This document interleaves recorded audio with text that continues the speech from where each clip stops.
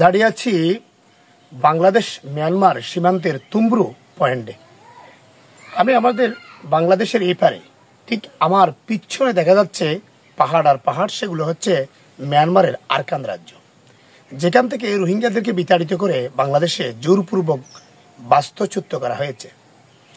বর্তমানে গত কয়েকদিন ধরে রাখাইন অঞ্চলে রাখাইন সম্প্রদায়ের পরিচালিত কয়েকটি অনলাইনে দেখা যাচ্ছে রোহিঙ্গারা যেখানে বসবাস করত সেই জনবসতিপূর্ণ স্থানগুলো রোহিঙ্গারা চলে আসার পরে সেখানে শূন্য স্থান হয়ে যায়।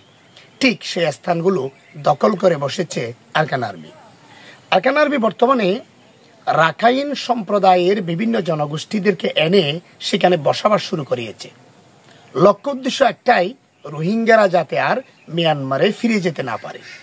সে কারণে রোহিঙ্গাদের জনবসতি ছিল যেই গ্রামে, এরকম প্রায় 8 থেকে 9টি গ্রামে বিগত 8 থেকে 9 দিন আগে দেখা গেছে রাখাইন সম্প্রদায়ের রাখাইন জনবসতি গড়ে তুলেছে আরাকান আর্মি।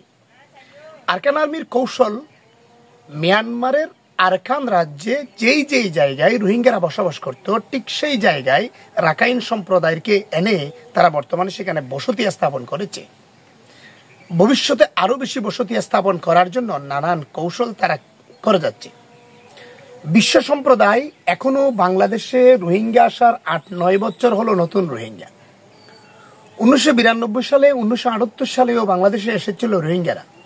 তবে তারা যাতে বাংলাদেশে আসার পর আর ফিরে যেতে না পারে, তাদের বসতি স্থানগুলো এভাবেই দখল করে যাচ্ছে আরাকান আর্মিরা। স্থানীয় জনবসতি করার পরপরই তাদের আরো উদ্যোগ বেড়ে চলছে। অন্যদিকে বিশ্ব সম্প্রদায় এবং বাংলাদেশে রোহিঙ্গা জনবসতি বারবার বেড়েই চলছে। রোহিঙ্গাদের প্রত্যাবাসনে হলো সবচাইতে ভালো একটি সমাধান। এই প্রত্যাবাসন হয়ে রোহিঙ্গাদেরকে যদি দ্রুততম তাদের দেশে পাঠানো না যায়, তাহলে রোহিঙ্গাদের জনবসতি মংডু, বুসিডং, রাসিডং সহ নানান এলাকা দখল এবং বসতি স্থাপন হয়ে যাবে আরাকান আর্মি তথা রাখাইন সম্প্রদায়ের। রোহিঙ্গাদের ফিরে যাওয়া খুবই জরুরি। বিশ্ব সম্প্রদায় সেদিকে নজর দিচ্ছে না কেন? এ প্রশ্ন বারবারে আমাদের মনে ঘুরপাক খাচ্ছে। অন্যদিকে বিশ্লেষকরা বলছে, যদি রোহিঙ্গা জনবসতি দিন দিন বাংলাদেশে বেশি হয়ে যায়, রোহিঙ্গা প্রত্যাবাসন যদি দ্রুত না হয়, তাহলে রোহিঙ্গাদের জনবসতি জায়গাগুলো সবগুলো হারাবে। রোহিঙ্গাদের সব জায়গায় জনবসতি হয়ে যাবে আরাকান আর্মির জনবসতিপূর্ণ স্থান রাখাইন সম্প্রদায়ের। আর রাখাইন সম্প্রদায়ের দখলে চলে গেলে রাখাইন সম্প্রদায়ের কাছে যখন এই জনবসতি আরো বেশি গঠিত হবে, প্রত্যাবাসনে বাধাগ্রস্ত আরো দিন দিন বাড়বে। এটাই আসলে লক্ষ্য উদ্দেশ্য আরাকান আর্মির।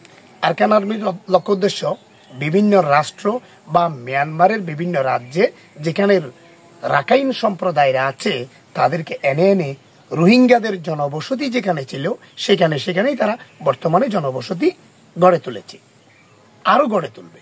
কিন্তু রোহিঙ্গারা কি সারা জীবন এভাবে বাংলাদেশে রয়ে যাবে? কুতুবালং থেকে টেকনাফ পর্যন্ত 29টি রোহিঙ্গা ক্যাম্প থেকে নতুন পুরাতন মিলে 34টি রোহিঙ্গা ক্যাম্প, সব ক্যাম্প মিলে বর্তমানে 13 লাখের বেশি রোহিঙ্গা। 2024 সালে নতুন করে এসেছে আরো 1,70,000 থেকে 80,000 রোহিঙ্গা। কেউ তো ফেরত যায়নি। রোহিঙ্গারা যদি নিজ উদ্যোগে ফিরে না যায়, বিশ্ব সম্প্রদায় যদি তাদের ফেরত না পাঠায়, তাহলে রোহিঙ্গাদের এই জায়গাগুলো দিন দিন গড়ে উঠবে রাখাইন জনবসতি, দখল হয়ে যাবে আরাকান আর্মির। আর জনবসতি হয়ে গেলে রোহিঙ্গাদের ফিরে যাওয়া দিন দিন কঠিন থেকে কঠিন হয়ে উঠবে। আমরা চাই রোহিঙ্গারা দ্রুত ফিরে যাক।